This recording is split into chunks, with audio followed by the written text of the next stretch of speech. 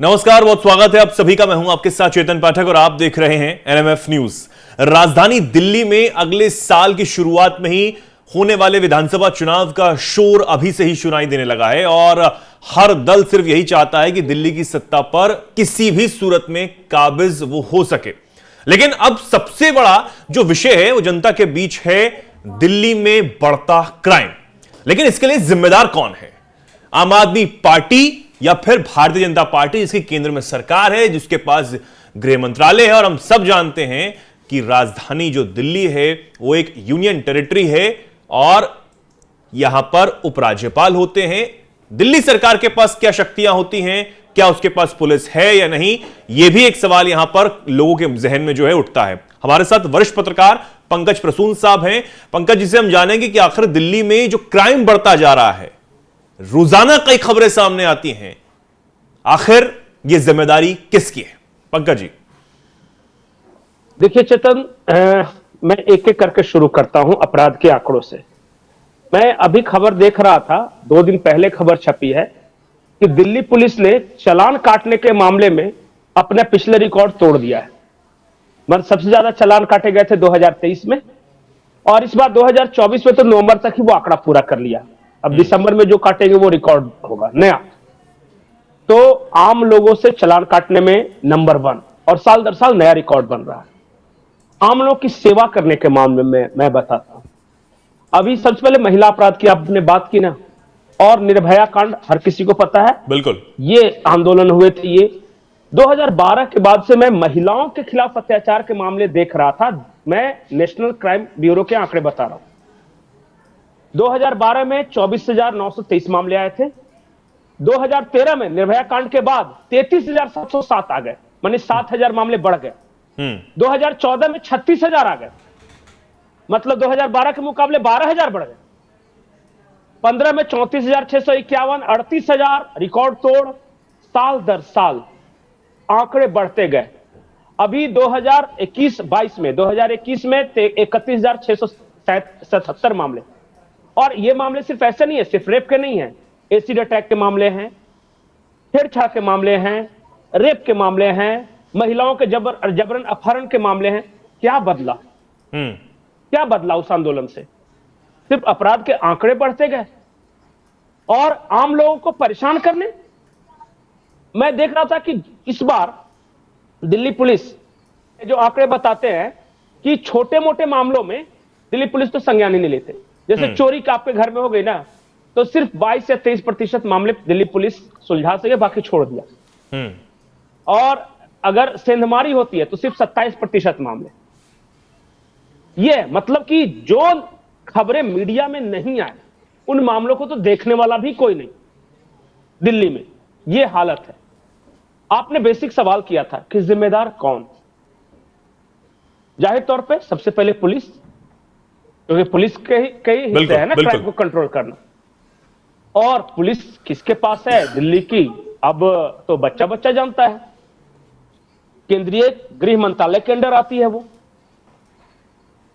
अगर राजनीतिक विरोधियों को प्रताड़ित करना या फिर चालान वसूल करवाना या फिर आम लोगों को परेशान करने से अगर फुर्सत मिल गई है तो इस क्राइम के आंकड़े को देखिए।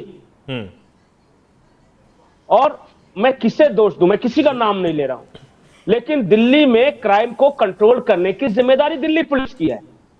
और दिल्ली पुलिस आती है केंद्रीय गृह मंत्रालय के अंदर। अब दिल्ली पुलिस को लेके कितनी खींचतान है आपको समझ में आया होगा। बिल्कुल। वो केजरीवाल सरकार जो थी आम आदमी पार्टी की, वो लड़ती रही। उसके बाद अभी आतिशी मरलेना है, ये कई बार डिमांड कर सकी है। अरे कुछ नहीं, अरे कम से कम बेसिक गार्ड तो यहां दे दो। अरे मोहल्ला का जो बिजनेस करता है वो तो दे दो। मैं कौन सा कह रहा हूं कि अमेरिका के राष्ट्रपति की सुरक्षा केजरीवाल सरकार को दे दो। मैं तो सिर्फ ये कह रहा हूं कि दिल्ली के जो गली मोहल्ले हैं उनकी सुरक्षा की जिम्मेदारी तो दे दो। नहीं कर सकेंगे तो इनको जिम्मेदार ठहरा लेना।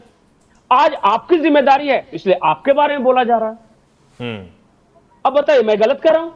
नहीं, बिल्कुल। मैं दर्शकों से पूछता हूं, आप बताइए, अगर दिल्ली में क्राइम हो रहा है और दिल्ली पुलिस अगर केंद्रीय गृह मंत्रालय के अंडर है तो मैं क्यों और किस आधार पर दूसरे को गालियां देना शुरू करूं?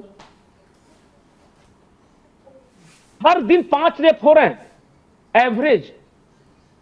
ये हैरान कर देने वाले आंकड़े हैं भाई। दुष्कर्म की 5 घटनाएं हर दिन, ये 12 अगस्त 2024 की रिपोर्ट है, दिल्ली ये नेशनल क्राइम ब्यूरो के आंकड़े हैं। बताइए, देश की राजधानी में पर डे अगर एवरेज 5 रेप की घटनाएं हो रही है तो किसे शर्म नहीं आनी चाहिए। हर रोज 115 गाड़ियों की चोरी हो रही है दिल्ली में। आप नोएडा में रहते हो या गुड़गांव में रहते हो तो नहीं एहसास होगा, लेकिन कभी दिल्ली में जाकर देखिए, हर रोज 115 गाड़ी बाहर पार्क की रही रहती है, सुबह उठे तो गायब, और कोई नहीं मिलती भाई। उनसे आधे से ज्यादा तो मिलता ही नहीं, ट्रेस भी नहीं हो पाता।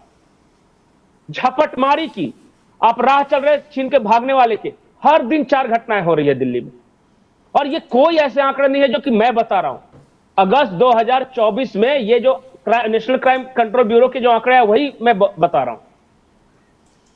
और बताया गया था कि नए कानून आने के बाद बहुत ज्यादा देश में सुधार हो जाएगा, यही बोला गया था ना कि इस देश में जब नए क्रिमिनल कानून आ जाएंगे तो ये हो जाएगा, वो हो जाएगा। कुछ नहीं, आंकड़े बढ़ते जा रहे हैं। लेकिन अब सबसे बड़ा सवाल पंकज जी यही है कि राजधानी दिल्ली में जो क्राइम बढ़ रहा है, अब कई सवाल सामने से भी यही आते हैं कि आपकी सरकार दिल्ली में है और तमाम और भी सारी चीजें बोली जाती हैं कि इतने समय क्या कुछ किया गया। और जिस तरीके से आप बता रहे हैं कि हम सब जानते हैं कि किसके अंडर गृह मंत्रालय है और गृह मंत्रालय के अंडर पुलिस आती है, तो राजधानी की सुरक्षा जिस दिल्ली पुलिस के हाथों में है वो कहां से चलती है, कहां से कंट्रोल होती है। और अगर इसके आंकड़े जो सामने आते हैं, अगर इसको लेकर भी बहस होती है तो बहुत सारे तथ्यहीन जवाब, मैं कहूंगा कि तथ्यहीन जवाब दे दिए जाते हैं और बहुत सारी ऐसी बातें बता दी जाती हैं कि आम जनता को समझ आना बहुत मुश्किल हो जाता है। नहीं, कैसे कैसे जवाब मिल रहे हैं आप सोचिए चेतन। दिल्ली में क्राइम क्यों बढ़ रहा है, तो रोहिंग्या आके बस गए। अरे रोहिंग्या को मैं पकड़ूं, बॉर्डर पे आए कैसे, वो भी आपकी जिम्मेदारी, और यहां आए हैं तो पहचान कर डिपोर्ट करना भी आपकी जिम्मेदारी। बिल्कुल, किसको दोष दे रहे हैं आप? क्राइम क्यों बढ़ रहे हैं? पूर्वांचली आ गए हैं इसलिए। अरे यार, पूर्वांचली मुंबई में नहीं रहते, बेंगलोर में नहीं रह रहे हैं, देश के किसी से में नहीं रहे। आप अपनी अक्षमता को दूसरे पर मत थोपिए। जुलाई महीने में, एक महीने में 139 दुष्कर्म की वारदातें होती है, आप 39 को भी नहीं पकड़ पाते। 139। और सबसे बड़ी बात है पंकज जी कि आप जो आंकड़े बता रहे हैं वो बेहद डरा देने वाले हैं, और क्योंकि रिकॉर्ड के हिसाब से हैं तो बिल्कुल सही हैं, लेकिन सबसे बड़ी बात है कि जिस दिल्ली की जिम्मेदारी जिस दिल्ली पुलिस पर है, वो दिल्ली पुलिस के जवान भी सुरक्षित नहीं है। कई जगह ऐसी घटनाएं भी सामने आई हैं जहां पर दिल्ली पुलिस के जवान जो हैं, चाहे वो इंस्पेक्टर तक के ओहदे के लोग हैं, उनके साथ कत्लेआम किया गया, उनकी सरेआम हत्या की गई। अरे मैं 1 महीने के आंकड़े से बता दूं ना तो आप हैरान रह जाएंगे। 3 डकैती, 36 हत्या 1 महीने के अंदर।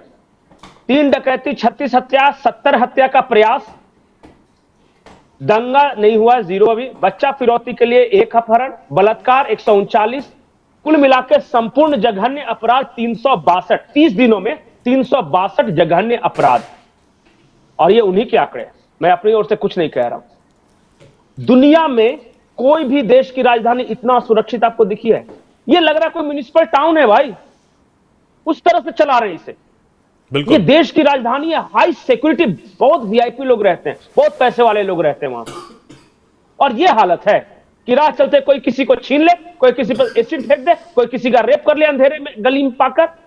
ऐसे करेंगे, ऐसे चलाएंगे आप राजधानी, और इसी कानून व्यवस्था के लिए एक दूसरे से आप लड़ेंगे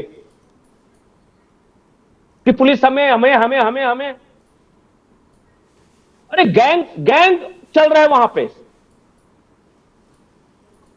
देखिए, जो भी है क्राइम, उसकी जिम्मेदार सिर्फ और सिर्फ दिल्ली पुलिस है, और दिल्ली पुलिस को कंट्रोल करने वाला गृह मंत्रालय है।